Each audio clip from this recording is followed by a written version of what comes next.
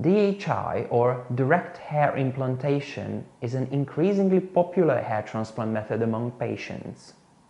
This method is a modification of the well-known FUE method, and it was introduced by the DHI medical group in 2010. But is DHI really that revolutionary? And how does it differ from a simple FUE procedure? Hi, I'm Janos from HairPalace Hair Clinic, and as a patient coordinator I've helped over 1,500 patients to get their hair restored in the past 5 years. In today's video we will take a look at differences and similarities between DHI and FUE hair transplants. First, let's see how the hairs are extracted. FUE is short for follicular unit extraction. It is a hair extraction technique. During the surgery, the doctor removes the follicles one by one with a pen-shaped drill. DHI or direct hair implantation is a hair implantation technique. While the strip method can also be used, they usually take out the hairs with the FUE technique. Now let's see how the implantation is done. This is where DHI differs from FUE or FUT. With FUE, doctors typically make tiny incisions, channels, into the scalp where the grafts can be inserted with an implanter pen.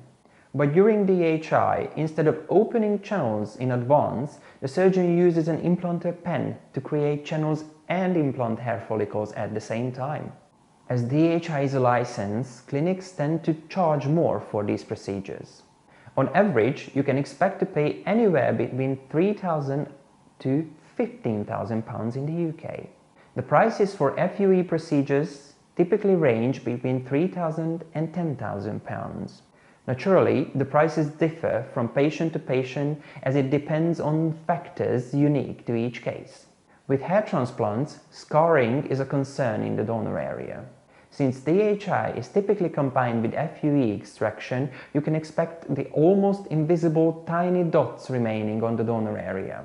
While DHI may cause less bleeding during the implantation, you can expect scabbing, swelling, redness and itching, just the same as with traditional FUE procedures. Finally, let's see what you can expect after the surgery.